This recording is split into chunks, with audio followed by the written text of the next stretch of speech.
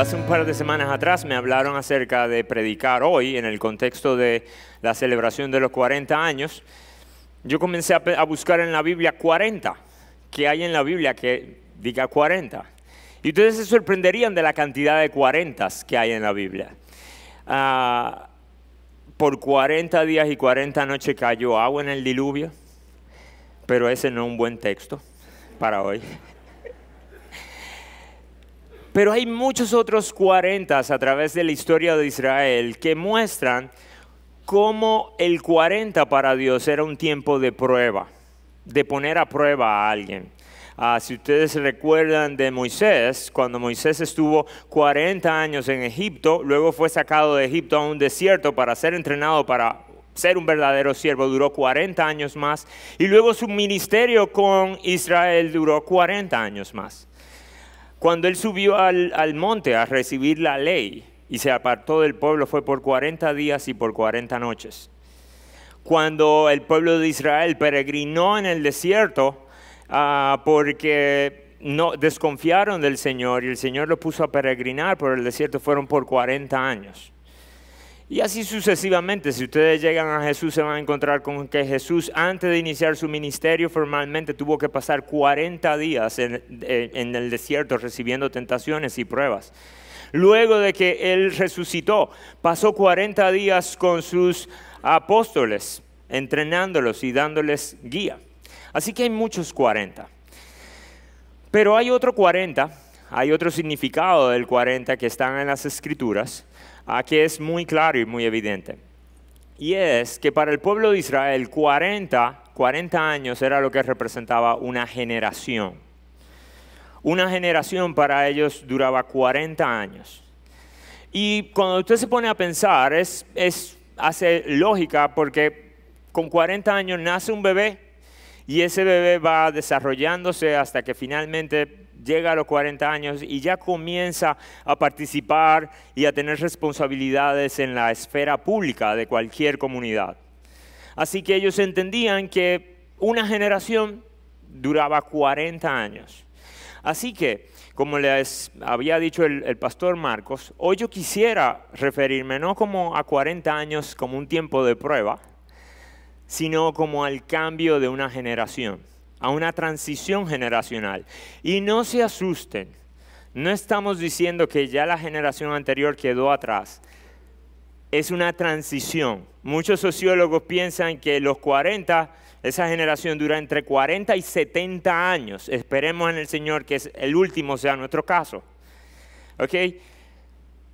Nosotros no queremos que nuestros pastores más adultos, más mayores, se vayan pronto. Lo queremos por mucho tiempo. Sin embargo, no deja de ser cierto que ya los que van subiendo tienen que participar en la vida de la iglesia, de alguna manera. Así que hoy el texto que yo quisiera compartir con ustedes es un texto que está en Josué, principalmente, la despedida de Josué. Cuando Josué le da instrucciones al pueblo, cuando ya Josué sabía que no iba a durar mucho más.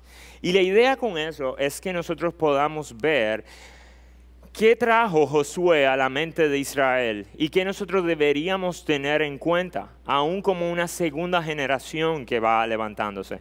Yo tuve el privilegio de que mi madre se convirtió en esta iglesia cuando yo tenía 2 años de edad.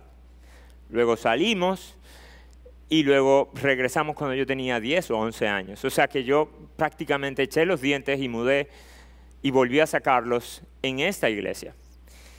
Así que yo quisiera que nosotros pensáramos, que ustedes me vieran a mí como alguien de una segunda generación, hablándole a su segunda generación y teniendo cuidado por la tercera generación, por lo que son los nietos de nuestros padres.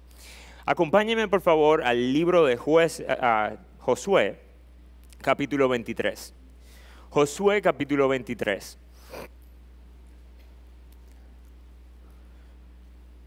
Les pongo algo de contexto. Josué ha sido un líder militar, más que todo militar de Israel por varias décadas. Ha estado en la vida de Israel. Y la misión principal de Josué era llevar al pueblo, encaminar al pueblo a la conquista de Canaán, la tierra prometida, la tierra que le había prometido muchos siglos antes a Abraham. Y hasta ahora el pueblo de Israel no había funcionado como si fuera un gobierno en sí mismo. Era más bien un grupo de hombres que tenían una sola misión. Y esa misión era adquirir la tierra prometida. Así que llegan a las puertas de Canaán y bajo el liderazgo de Josué, Dios comienza a darles victorias a los israelitas, de modo que ya prácticamente se ha logrado la conquista. Ahora ya Josué divide las tierras, las porciones, y comienza a decirle a las 12 tribus, a ti te toca aquí, a ti te toca aquí, aquí te toca aquí. Pero ellos no habían terminado aún. Ellos necesitaban tener otras batallas para terminar de erradicar, para terminar de sacar a los cananeos de esa tierra. Y solamente por si acaso, si ustedes piensan, pero ¿qué derecho tenían ellos de ir a ese terreno, a quitarle esa tierra era de los cananeos? ¿Por qué Dios se la dio a los judíos? Bueno, en Deuteronomio capítulo 7, Dios le dice a los judíos, a los israelitas claramente, le dice, no es por tu justicia, no es porque tú seas bueno, es porque ellos son muy malos. Mi juicio va a caer sobre ellos. Incluso si ustedes se acuerdan de Abraham, cuando él le promete una tierra, él dice, esa tierra va a ser tuya, pero no ahora, porque todavía su maldad no ha subido hasta el colmo. ¿Y saben cuántos años iban a pasar? 400, 10 veces 40. Todavía su maldad no había subido hasta el colmo. Pero ya en ese momento lo que los cananeos estaban recibiendo era el juicio de parte de Dios, y el pueblo de Israel era su instrumento. Así que Josué, en el contexto de todavía tenemos un par de batallas que hacer para terminar de cimentarnos y afirmarnos en esta tierra, fíjense lo que le dice. Versículo 6. Esforzaos. Y uno pensaría que en el contexto de guerra lo que le va a decir es esfuércense, nos falta poco, adelante, no echen hacia atrás. Esfuércense, tengan coraje, enfrenten a su enemigo. No es eso lo que le dice. Miren lo que le dice. Esforzaos, pues, en guardar y hacer todo lo que está escrito en el libro de la ley de Moisés, para que no os apartéis de ella ni a la derecha ni a la izquierda, a fin de que no os juntéis con estas naciones, las que quedan entre vosotros. No mencionéis ni el nombre de sus dioses, ni hagáis a nadie jurar por ellos, ni los sirváis, ni os inclinéis ante ellos. Como jefe militar, Josué sabía algo. Era más fácil someter ciudades que someter el corazón humano a la ley de Dios. Así que si había algo para lo que el pueblo de Israel iba a necesitar esfuerzo y coraje, no era solamente para sacar a los cananeos que quedaban, era para mantenerse obedeciendo a la ley. Eso iba a ser lo difícil. Miren lo que dice en el versículo 9. Porque el Señor ha expulsado a naciones grandes y poderosas de delante de vosotros. Y en cuanto a vosotros, nadie os ha pedido hacer frente hasta hoy. Un solo hombre de vosotros hace huir a 1000, porque el Señor vuestro Dios es quien pelea por vosotros, tal como Él os ha prometido. Ahora, tened sumo cuidado por vuestra vida, de amar al Señor vuestro Dios. Porque si os volvéis y os unís al resto de estos pueblos que permanecen entre vosotros, y contraéis matrimonio con ellos, y os juntáis con ellos, y ellos con vosotros, ciertamente sabed que el Señor vuestro Dios no continuará expulsando a estas naciones de delante de vosotros, sino que serán como lazo y trampa para vosotros, como azote en vuestros costados, y como espinas en vuestros ojos, hasta que perezcáis sobre esta buena tierra que el Señor vuestro Dios os ha dado. Fíjense la primera advertencia que nosotros vemos en el discurso de Josué. Josué quería que el pueblo de Israel estuviera muy consciente de la influencia de las relaciones en nuestras vidas. La influencia de las relaciones en nuestras vidas. Dios había determinado Dios había dicho que ellos tenían que sacar a todos los cananeos, que no quedara nada de los cananeos alrededor de ellos para que no se contaminaran. Y Josué lo que está diciendo es, cuídense. Cuídense primero de guardar la ley. Y ustedes saben cuál es el primer paso que van a tener que dar para cuidarse de guardar la ley. Cuídense de juntarse con ellos. Cuídense de relacionarse. Cuídense de caer en matrimonio con ellos. Y yo me imagino que habrá gente ahí en la audiencia que cuando oyó a Josué habrá pensado, se pasó Josué. ¿Cómo que casarnos con ellos? No estamos entrando a tiro. A tiro no. Pero a flecha y a pedra. O sea, ¿cómo que casarme con ellos? ¿Qué él hace hablando de matrimonio? Es un imposible.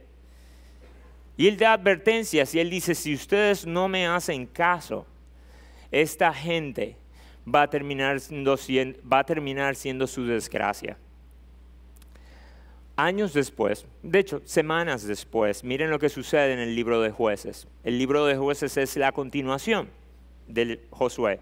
Dice en el libro de Jueces capítulo 1, versículo 1, después de la muerte de Josué, los hijos de Israel consultaron al Señor diciendo, ¿quién de nosotros subirá primero?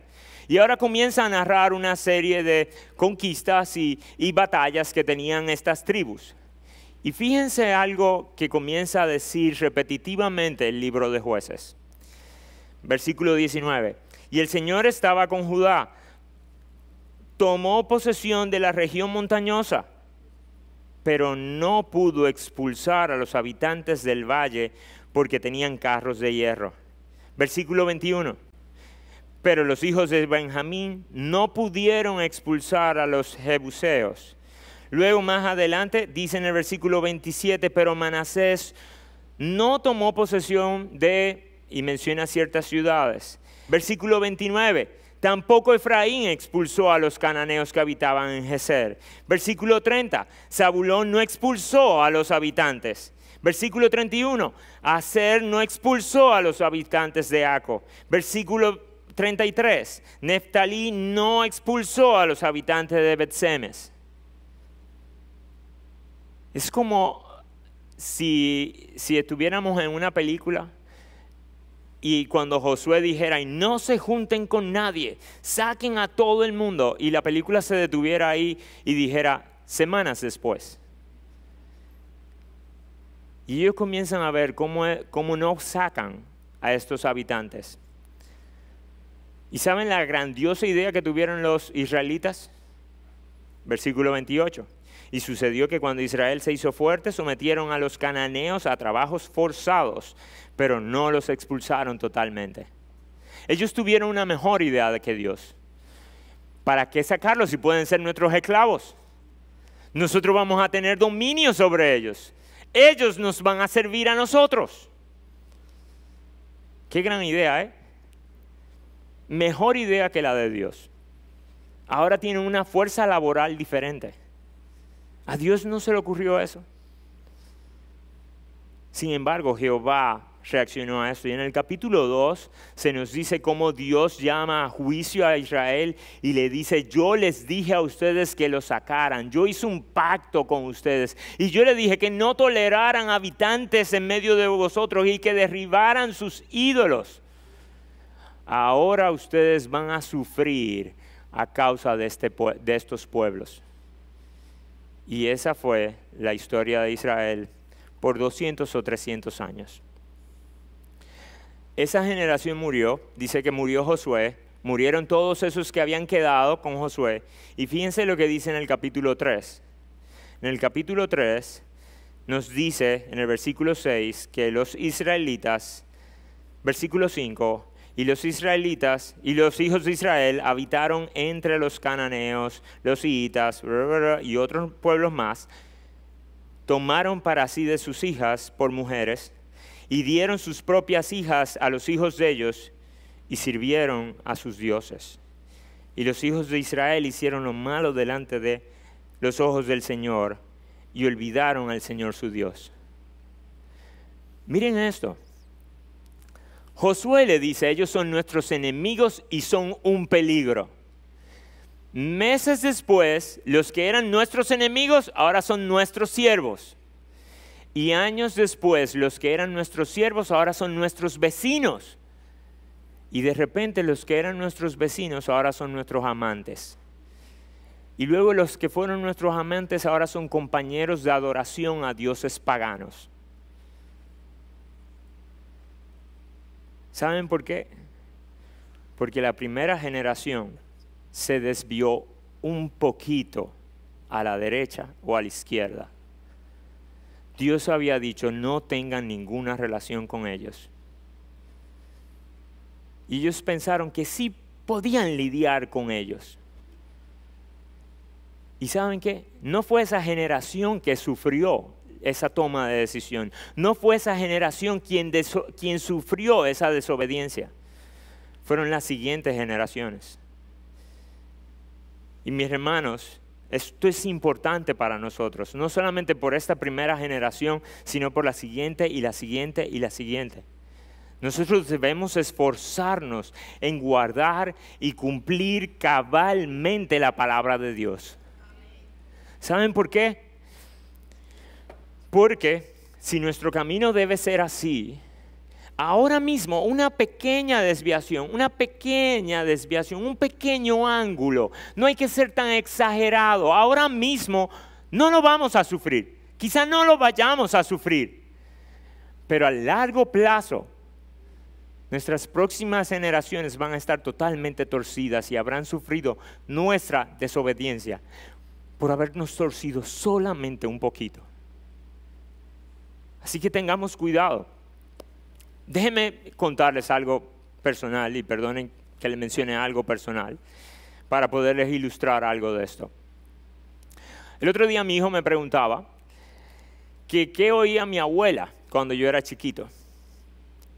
O sea, su abuela, mi mamá. Y cuando yo me puse a pensar, yo le decía, ¿tú sabes qué? Mamá solamente oía salmos y cánticos y alabanzas. Yo nunca en mi vida oí en mi casa, que no fuera por mi papá, que era inconverso, música secular. Nunca en mi vida oí a mi mamá cantar una canción que no fuera de alabanza. Y yo más o menos crecí así. Pero al llegar a la adolescencia, pues, ya lo que antes era prohibido, inmencionable, ya era permitido. Y yo comencé a escuchar música secular y a encontrar el gusto por la música secular. Y hoy día que tengo a mis hijos, y créanme, yo sigo oyendo música secular con mucho cuidado, con mucho discernimiento. Cualquier cosa que sea contraria a la palabra de Dios, yo intento quitarlo aunque me encante el ritmo. Pero ustedes saben que el otro día caí en cuenta que mis hijos ven la música de una forma diferente a como yo las veo. Totalmente, su disposición a oír música secular es mucho más disponible, dispuesta a mi disposición hoy día. Y es entendible porque ellos me están siguiendo a mí. Pero ellos no tienen los criterios que hoy yo tengo para ejercer discernimiento y qué sí y qué no. Y eso es solamente un aspecto. Fíjense cómo de una generación a otra pasó de nada de música a música con discernimiento y a solo música. Y lo que antes era un imposible, luego se convirtió en permitible y ahora se convierte casi en un derecho. Así que tengamos mucho cuidado, mis hermanos, porque esa es simplemente la música. Pero ¿cuántas otras cosas nosotros pudimos habernos desviado un poco? El cine, el entretenimiento, las celebraciones, las fiestas. Y decir que es nuestra libertad cristiana. Tengamos cuidado. Porque cuando esa pequeña desviación se vaya a largo plazo, puede ser que nosotros lloremos nuestros desvíos. Y la solución no es coger para el otro lado. A veces cuando uno va para la izquierda, la tendencia es decir, pues no, eso se va a arreglar cayendo hacia el otro lado. Cualquiera de las dos cosas es mala. Así que nosotros vamos a tener que aprender a vivir. Yo todavía tengo que aprender a vivir cómo enseñarle a mis hijos a disfrutar de música, aún secular, pero al mismo tiempo que ese no sea su Dios. Mis hermanos, en nuestras relaciones personales debemos de tener sumo cuidado. Fíjense que Dios no decía en ningún momento que el pueblo de Israel iba a caer en idolatría de inmediato. No, ¿saben primero lo que iban a ellos a hacer? Primero había que amar a los idólatras. Y luego que yo amo a los idólatras, seguir la idolatría es fácil. Así que tengamos mucho cuidado que seguimos, tengamos mucho cuidado con qué perseguimos. Pero otra cosa, otra influencia importante que aparece en el discurso de Josué es la influencia de la historia. Primero, la influencia de las relaciones, con quién me junto, cómo tengo relaciones con el que no es del pueblo de Dios. Pero lo siguiente es la influencia de la historia. Fíjense en el capítulo 24. En el capítulo 24, Josué hace lo siguiente. Él vuelve y convoca al pueblo de Israel. Y él inicia en el versículo 1 diciendo, entonces Josué reunió a todas las tribus de Israel en Siquem, llamó a los ancianos de Israel, a sus jefes, a sus jueces, a sus oficiales, y ellos se presentaron delante de Dios. Y Josué dijo a todo el pueblo, así dice el Señor, el Dios de Israel. Al otro lado del río habitaban antiguamente vuestros padres, es decir, Taré, padre de Abraham, de Nacor, y servían a otros dioses. Y así continúa la historia. ¿Ustedes saben lo que está haciendo Dios en este momento? Antes de que ustedes se puedan afirmar como pueblo, volvamos a recordar su historia. Y Dios no comienza con lo que sucedió 40 años antes. Dios comienza con 400 años antes. Y le está diciendo, a la tierra donde yo te estoy entrando hoy, de esa tierra yo saqué una vez a tu padre, a tu tatarabuelo Abraham, y lo libré de sus dioses. Y yo le hice una promesa, de que le iba a dar un pueblo. Y luego ese pueblo terminó en Egipto. Y luego yo los libré de Egipto y los saqué de Egipto. Y luego ustedes fueron por el desierto. Y yo fui un proveedor para ustedes durante el desierto. Y yo lo cuidé durante el desierto. Y luego llegaron a las orillas del Jordán. Yo paré el Jordán y ustedes pasaron el Jordán a pie. Y comenzaron a ganar batallas. Dios le manda a decir al pueblo, recuerden de nuevo su historia. Y sobre todo, recuerden quién es su Salvador, quién es su Dios. Y esto era algo que usualmente se hacía cuando el pueblo de Israel iba a pasar de una transición a otra. Dios le mandaba a recordar su historia. Y de hecho mandaba a hacer monumentos para que cuando los hijos pasen por ahí, próximas generaciones, y digan, ¿y qué es eso? ¿Qué significa eso? Uno pueda contestarle. Ahora, fíjense algo interesante. Versículo 14 del capítulo 24. Josué le dice, eso fue Dios que se lo mandó a decir. Ahora miren lo que yo les digo. Ahora pues temed al Señor y servidle con integridad y con fidelidad, quitad a los dioses que vuestros padres sirvieron al otro lado del río y en Egipto, y servid al Señor. Y si no os parece bien servir al Señor, escoged hoy a quién habéis de servir, si a los dioses que sirvieron vuestros padres, que estaban al otro lado del río, o a los dioses de los amorreos, en cuya tierra habitáis, pero yo y mi casa serviremos al Señor. Decidan hoy a quiénes ustedes van a servir, a los dioses de aquellos que no pudieron proteger las naciones conquistadas, o al Dios de Israel. Y él dice, yo y mi casa vamos a servir a Jehová. Y fíjense cómo todo el pueblo responde. Y el pueblo respondió y dijo, lejos esté de nosotros abandonar al Señor para servir otros dioses, porque el Señor nuestro Dios es el que nos sacó a nosotros y a nuestros padres de la tierra de Egipto, de la casa de servidumbre. Él hizo grandes señales delante de nosotros y nos guardó todo el camino que anduvimos entre todos los pueblos por entre los cuales pasamos. Ellos le dicen, Josué, jamás vamos a poder dejar a Dios. ¿Tú sabes lo que Dios hizo a favor nuestro? Dios nos salvó. Claro que le vamos a obedecer, claro que le vamos a servir. Ellos recordaron de nuevo la historia de dónde sacaron a mis padres, cómo cuidaron de mis padres y cómo me cuidaron a mí, cómo Dios me salvó a mí. El versículo 31 del capítulo 24 dice, y sirvió Israel al Señor todos los días de Josué y todos los días de los ancianos que sobrevivieron a Josué, que habían conocido todas las obras que el Señor había hecho por Israel. Fíjense ese detalle. ¿Cuál fue la clave? ¿Cuál fue la clave para que esa generación sirviera al Señor? Que habían sobrevivido y habían conocido todas las obras que el Señor había hecho por Israel. Más adelante en el libro de Jueces sucede algo muy extraño. En el versículo 7, capítulo 2, versículo 7, dice, y el pueblo sirvió al Señor todos los días de Josué y todos los días de los ancianos que sobrevivieron a Josué, los cuales habían sido testigos de la gran obra que el Señor había hecho por Israel. Pero murió Josué, y luego en el versículo 9, en el versículo 10 dice, y toda aquella generación fue reunida a sus padres, y se levantó otra generación después de ellos, que no conocía al Señor ni la obra que Él había hecho por Israel. Ellos no conocían su historia. Y miren qué sucedió. Entonces los hijos de Israel hicieron lo malo ante los ojos del Señor y sirvieron a las Baales y abandonaron al Señor. Los hijos de los que dijeron, ¿y cómo podemos dejar al Señor?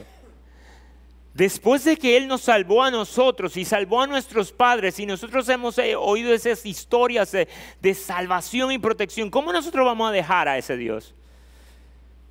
Resulta que sus hijos dice que ni conocían de ese Dios. Y si ustedes me preguntan, yo no creo que fue que esos padres nunca le hablaron del Señor. Había muchos elementos culturales que ellos debían estar recordando. No fue que a ellos les dio de repente una amnesia y dijeron, ¿Jehová? ¿Quién es Jehová? Ellos seguro seguían recordando quién era Jehová. Pero ya ellos lo recordaban como un elemento cultural.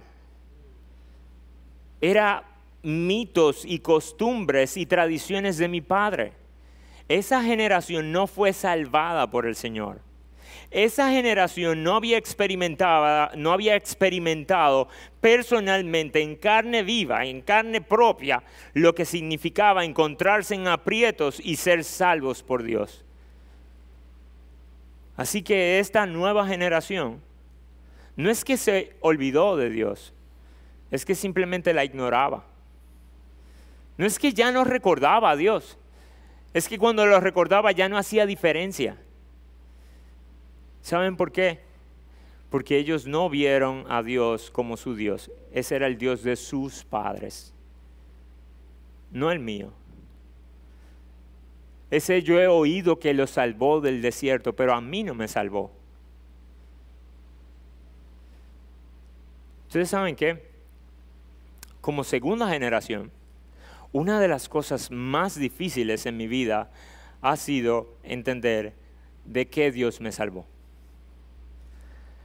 Yo puedo escuchar, y yo me acuerdo mis amigos cuando estábamos en el colegio que hablábamos y oíamos los testimonios de la gente que estaba en droga, que tenía matrimonios rotos, que su vida era súper pésima, y el Señor los salvó. Y nosotros decíamos, la vida de nosotros es tan aburrida, el testimonio de nosotros es tan aburrido. No ha habido nada de eso. De hecho, en mi cabeza yo aceptaba a Cristo porque yo sabía que había un infierno y Dios había decretado que sin Cristo como mediador yo no llegaba. Pero si ustedes me preguntaban, yo no me encontraba como un gran pecador. Para mí, mucho del cristianismo era cultural. Eso no se hace, eso no se dice, eso no se toca. Pero yo no entendía del todo. Yo creo que yo era creyente. Pero yo no entendía del todo qué significaba haber sido salvo. ¿Salvo de qué? Si yo toda mi vida he sido súper bueno. Y yo me imagino que eso piensan algunos, aún no estando en una generación o en una segunda generación de iglesia. Hay muchos aquí que se piensan súper buenos. Fue cuando yo llegué a la universidad. que caí en una oscura depresión espiritual. Nadie se dio cuenta. Nadie se dio cuenta. En mi casa las cosas seguían igual. Pero personalmente, yo comencé a ver cómo funcionaban mis deseos, mis ambiciones, lo que pensaba, lo que soñaba. Y ese periodo oscuro de mi vida fue lo que me hizo entender de que Dios me había salvado. Fue cuando yo entendí que el cristianismo no se trataba de una conducta que uno guarda. Es que yo no amaba a mi Señor con todas mis fuerzas, con todo mi corazón, con todo mi entendimiento, y por eso merecía el infierno. Mucho menos amaba a mi prójimo como a mí mismo. Y yo he hablado con otros de mi generación y ¿saben qué? Tenemos el mismo problema. Yo no sé por qué, que ¿me salvaron de qué? ¿Me salvaron de qué? Imagínense qué van a pensar nuestros hijos. Yo por lo menos tengo la historia de mi mamá y tengo la historia de mi papá, de que fueron salvos. Y fue ¡wow! Pero imagínense que nosotros comencemos a educar a nuestros hijos y nuestros hijos, ni siquiera nosotros les digamos de qué el Señor nos salvó, de qué lo van a salvar a ellos. Ellos han sido todavía muchísimo más protegidos que nosotros. ¿Saben qué, mis hermanos? Si nosotros no le podemos comunicar bien a esta generación y a la siguiente y a la siguiente, de qué es que salva a Dios, no nos quedan muchas generaciones por delante. No nos quedan muchos 40. Y nos libre el Señor de ser una iglesia que solamente sea una rutina, sea una tradición, sea algo cultural, que aquí solamente se hable de valores, de decencia ciudadana, y como si todos seguimos esto a la ciudadanía le iría mejor. Los valores no van a salvar a nuestros hijos. La decencia no va a salvar a nuestros hijos. Hay un montón de hombres y mujeres condenados al infierno con muchos valores, muy decentes, pero que no amaban a Dios, que no amaban a su prójimo y que jamás se dieron cuenta que ellos no lo iban a poder hacer y que para eso Dios proveyó a Jesús. Nosotros debemos explicarle a nuestros hijos por qué Jesús es hermoso. Debemos procurar que ellos entiendan con asombro qué significa que Jesús es hermoso. Debemos procurar enseñarles que las promesas de Jesús son mejores, son mucho mejores que las promesas del mundo. Nosotros debemos decirle a nuestros hijos de qué me salvó y de hecho de qué me sigue salvando. Nuestros hijos deben entender nuestra perdición. Nuestros hijos deben entender que nosotros le digamos, yo era ciego, mas un día vi. Yo era perdido, pero Él me encontró. Yo vivía una vida vana, corriendo tras el viento, hueca, loca, y el Señor me rescató. Y un día, yo no sé cómo, pero Él me dio un nuevo ser y la esperanza de cambiar. Lamentablemente ese cambio ha sido lento, más lento de lo que quisiéramos, pero con esperanza de cambio. ¿Qué historia tú le cuentas a tus hijos? ¿De qué se trata la historia de tus hijos? ¿Tú solamente le cuentas de cuando ellos nacieron, las primeras palabras, y luego de qué tú quieres que ellos hagan en el futuro? Hermanos, nosotros necesitamos comenzar a contar a nuestros hijos la historia de que sus nombres estaban desde antes de la fundación del mundo.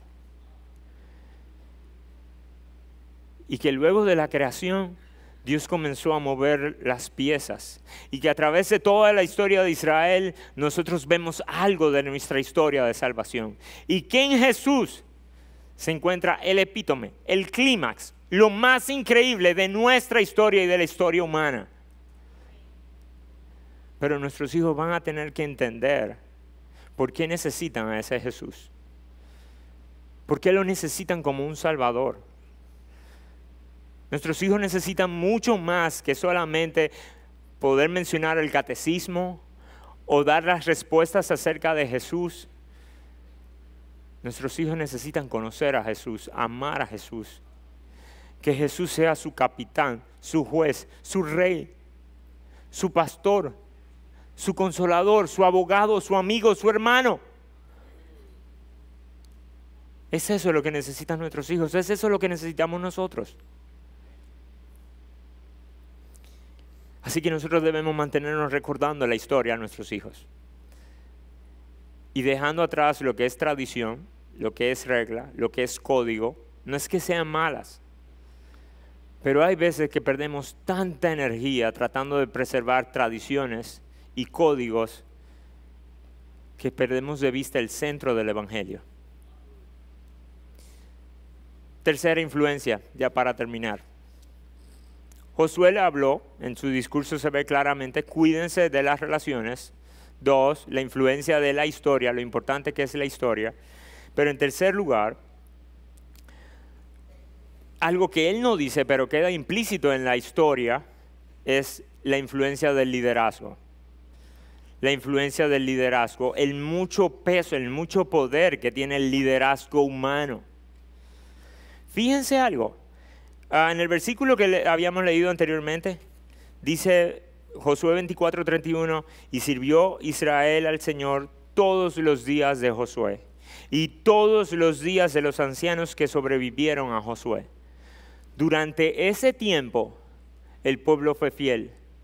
Mientras ellos estaban vivos, el pueblo fue fiel. Más adelante, en Jueces, capítulo 2, se repite el versículo de que mientras estuvieron los que sobrevivieron a Josué, el pueblo fue fiel. Y luego comienza a hablar acerca de un ciclo que se repite mucho en Jueces. Un ciclo, algo muy repetitivo. Niños, un ciclo es, digamos así, una serie de pasos o sucesos que se repiten y en un momento vuelven a un inicio. Déjenme enseñarle un ciclo. Domingo, lunes, martes, miércoles, jueves, viernes, sábado. Domingo, lunes, martes, miércoles. Y ustedes saben todos los días que viene después. Y ustedes saben cuándo empieza la semana y cuándo termina. Bueno, eso es un ciclo. Y en el capítulo 2 de Jueces, Dios resume diciendo, el pueblo de Israel a partir de Josué comenzó a vivir de esta manera. Ellos vivían tiempos de paz. Al tener tiempos de paz se olvidaban de Dios, se entregaban a la maldad, Dios enviaba opresión y castigo sobre ellos usando las otras naciones y cuando ya esta gente no podía más, entonces clamaba al Señor. Y cuando clamaba al Señor, el Señor escuchaba y le enviaba un juez, un libertador. Y cuando el juez los liberaba, eran salvos y volvían de nuevo a tiempos de paz. Y después de la paz, entonces venía el pecado. Después del pecado venía la opresión. Después de la opresión venía el clamor. Después del clamor venía la liberación y luego paz. Y vuelve y se repite el ciclo. Ahora, ¿ustedes saben dónde empieza el ciclo descendente? Miren lo que dice el versículo 18 del capítulo 2. Cuando el Señor les levantaba jueces, el Señor estaba con el juez y los liberaba de la mano de sus enemigos todos los días del juez, porque el Señor se compadecía por sus gemidos a causa de los que los oprimían y afligían. Pero acontecía que al morir el juez, ellos volvían atrás y se corrompían aún más que sus padres, siguiendo a los dioses, sirviendo e inclinándose ante ellos. No dejaban sus costumbres ni su camino obstinado. ¿Saben dónde comenzaba el acabose de nuevo de Israel? Cuando moría el juez, cuando moría el libertador. Y no dice por qué, pero yo tengo la impresión de que el libertador para ellos encarnaba la salvación de Dios. Mientras ellos estuvieran viendo a ese libertador, ellos iban a recordar la opresión anterior y de qué fueron salvos. Una vez salía ese libertador, la gente volvía y se olvidaba. Y miren, solamente para que tengan un sabor de cómo lo dice el libro de los jueces. Capítulo 3, versículo 11. Vino Otoniel, un juez se llamaba Otoniel y dice en el versículo 11, y la tierra tuvo descanso por 40 años. Y murió Otoniel, hijo de, versículo 12, volvieron los hijos de Israel a hacer lo malo. Capítulo 3, versículo 30.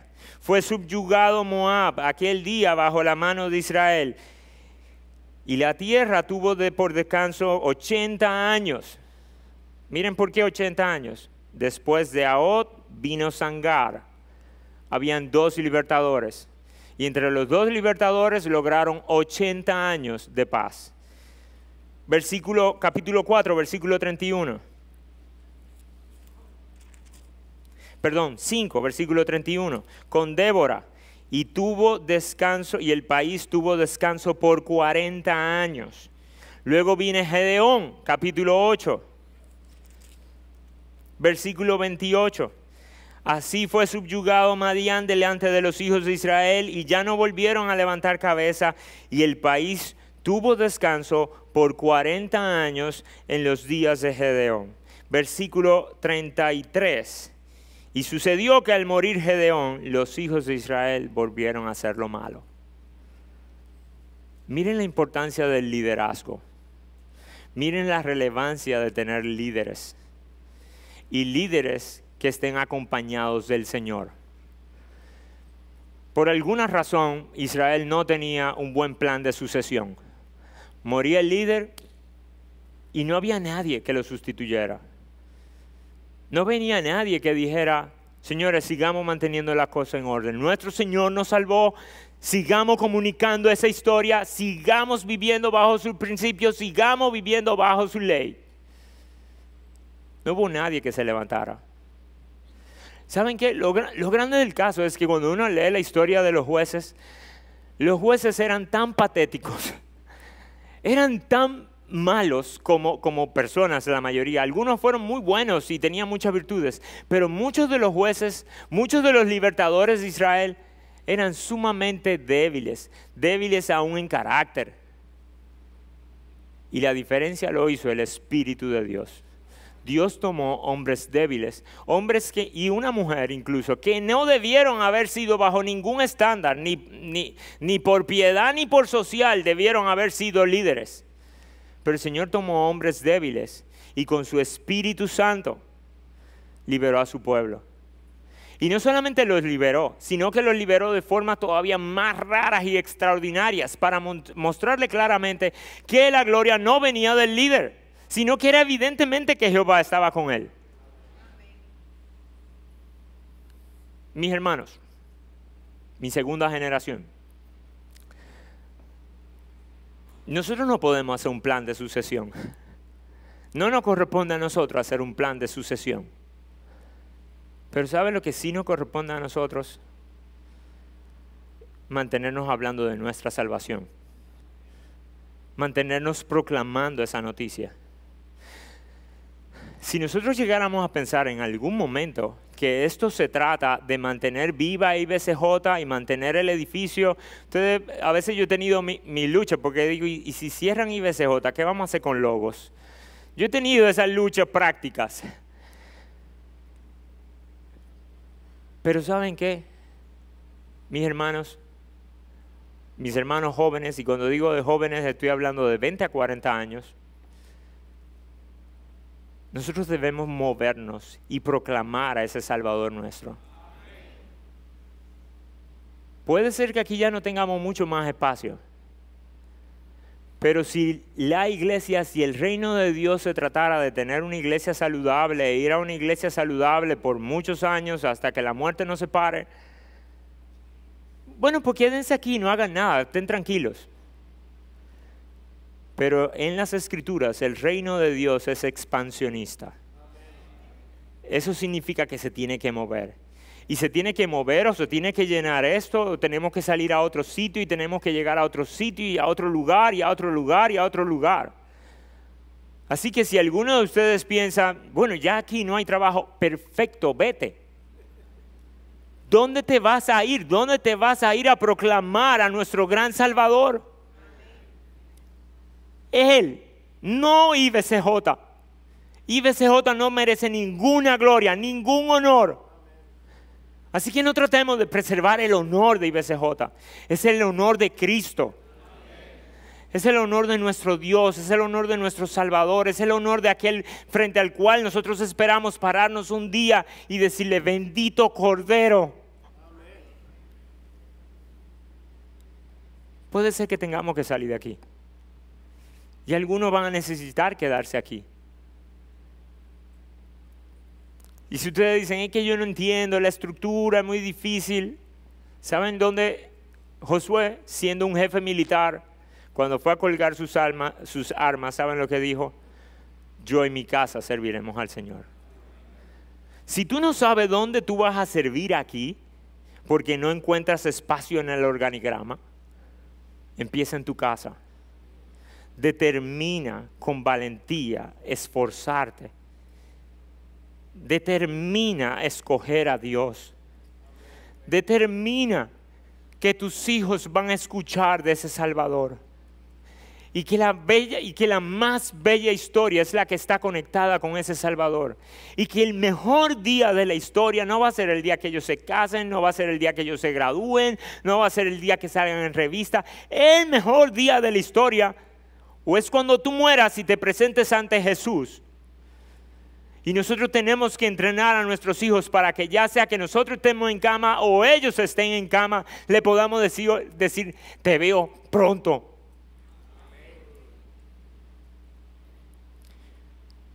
Pero ojalá todavía un mejor día. Nuestros hijos deben esperar el día que suene la trompeta. Y el día que suene la trompeta, en lugar de decir, ay, mi madre, digan, sí, llegó el Señor. Llegó mi mejor día. Llegó el día del que me hablaba mi papá. Llegaba el día que esperaba mi papá. Así que mis hermanos, no perdamos de vista esto. La influencia de nuestras relaciones, la influencia de contar nuestra historia y la influencia del liderazgo. Para nosotros como segunda generación es muy fácil. Nuestra tendencia es estar sentado y pensar en todo aquello que debieron haber hecho diferente y no hicieron diferente. Nosotros pensamos en todos los errores que cometieron nuestros padres y lo cometieron. ¿Y saben qué? Y luego mis hijos me van a juzgar de lo mismo. De eso se trata ser padre e hijo, en cierta medida. Pero nosotros le debemos algo a nuestros padres espirituales. Para nosotros vivimos en tiempos de paz. Nosotros tenemos 30 años de paz. Ellos duraron 10 años de mucha lucha y en la que parecía que la tierra se iba. Y nosotros tenemos 30 años de paz. 30 años de tranquilidad. Yo les puedo decir a ustedes que cuando yo me siento con esos hombres y yo los veo discutir y yo los veo no llegar a acuerdos y luego de eso abrazarse, darse besos, incluso a veces pedirnos perdón en la misma reunión porque no estuvimos de acuerdo con algo. Eso es precioso. Eso es un regalo. Eso solamente viene de Dios. Que 10 hombres, 9 hombres inteligentes, soy yo que no me estoy incluyendo, inteligentes y piadosos, no haya división. ¿Saben qué? Quiera el Señor no quitarnos nuestro tiempo de paz. Ojalá nosotros aprendamos mejor que Israel. No tengamos que esperar que nuestros líderes mueran para ver el desastre que se arma. Y nosotros podamos apreciar la paz, ser agradecidos con la paz, disfrutar la paz y meternos en problemas. Haciendo cosas, creando cosas, saliendo y encontrando otras oportunidades de proclamar el nombre de Cristo. Mis hermanos, que el Señor nos sostenga y que luego sean nuestros hijos y nuestros nietos y nuestros tataranietos. Y yo espero que no sea solamente sea en IBCJ, que sea en IB, que sé yo qué, en IB el otro, en IB el otro, en IB el otro, y que nosotros tengamos que armar un árbol genealógico de iglesias. Y que todos nuestros hijos estén repartidos aquí en la isla y en el mundo. Pero eso solamente lo van a hacer si su Salvador es nuestro Salvador.